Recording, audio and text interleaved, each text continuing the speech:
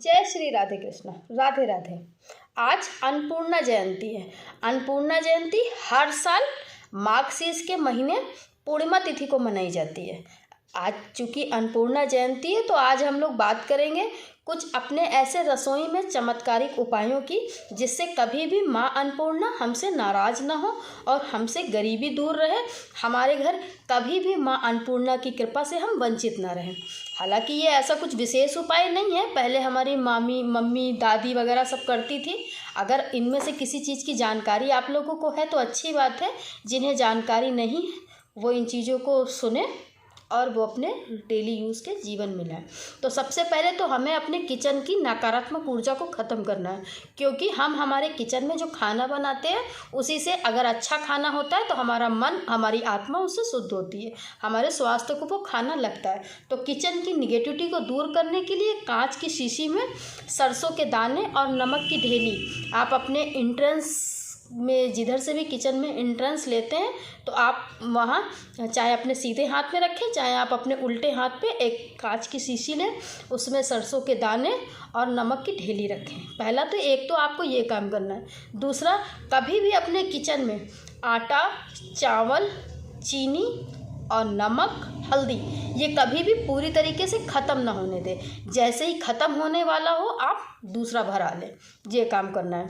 तीसरा, आटा आप कभी भी खरीद सकते हैं। अगर शनिवार को खरीदते हैं तो बहुत अच्छा है, लेकिन शुक्रवार को ही आप कंटेनर भरें तो ये आपके ऊपर लक्ष्मी की कृपा होगी। जब भी आप आटे का कंटेनर भरें तो सबसे नीचे 5 तुलसी के पत्ते अवश्य रखें। 5 तुलसी के पत्ते रखें, उसके ऊपर आप आटा रख दें, ठीक है। और आटा निकालने के लिए जो आप बर्तन यूज़ करें, वैसे तो कुछ भी यूज़ कर सकते हैं, वो अलग बात है, कोई आपके घर देखने नहीं जाएगा, लेकिन फिर भी अगर हमारी बात माने तो इस तरह नारियल का खोपल आता है जिसमें से नारियल हम लोग यूज़ कर लेते हैं और उसके ऊपर का ये बच जाता है। तो इस तरीके से आप इसके 2 टुकड़े हो जाते हैं, एक आप चावल में डाल दें और एक आप आटे में डाल दें।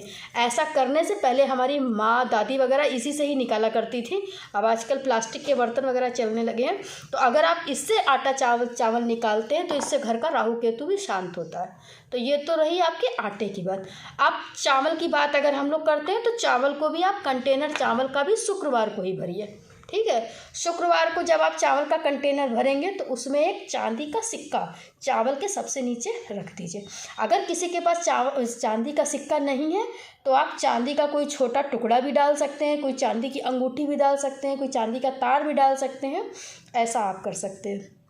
तो ये चावल, इससे आपकी माँ लक्ष्मी की कृपा आपके घर में हमेशा बनी रहेगी।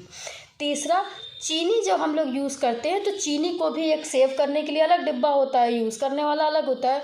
तो चीनी को भी जिस कंटेनर में आप सेव करते हैं उसमें आप इस तरीके का याद रखें, 5 का सिक्का एक पीतल का भी आता है ना। तो जिन लोगों के पास नहीं चांदी का कोई सामान है या वो चांदी का यूज़ नहीं कर सकते हैं, सामर्थ्य नहीं है, तो इस तरीके का जब भी आप कोई 5 का सिक्का आप देखें तो उसको हमेशा अपने पास रख लें, क्योंकि अब ये आने बंद हो गए, ये पीतल का बना होता था। इन 5 के सिक्कों को आप चीनी के नीचे रख सकते हैं, ये हो गया। चौथा, हल्दी को कभी भी अपने किचन से ख़त्म ना होने दें, हल्दी और नमक को ख़त्म ना होने दें। हल्दी के डिब्बे में आप 5 लाल मिर्च सबसे नीचे रखें और उसके ऊपर आप हल्दी रख लें, तो हल्दी भी सेव हो गई। उसके बाद आती है नमक की बारी। नमक हमेशा कभी भी, मैंने ज़्यादातर घरों में देखा है कि नमक लोग कांच की शीशियों में नहीं रखते हैं, प्लास्टिक के डिब्बों में रखते हैं, तो ऐसा बिल्कुल ना करें। जो लोग अपने घर में प्लास्टिक के डिब्बों में नमक को रखते हैं उससे आपके घर का राहु केतु खराब होता है। तो आपको हमेशा नमक को कांच की शीशी में रखना है और कांच की शीशी में रखते हुए आपको उसमें 5 लौंग डाल देनी है, जिससे आपके घर में धन धान्य की कभी भी कमी नहीं होगी। तो ये रही रसोई के कुछ, वैसे तो बहुत कुछ उपाय हैं, लेकिन फ़िलहाल अगर आप इतना करते हैं तो आपके घर में कभी भी माँ अन्नपूर्णा का वास ख़त्म नहीं होगा।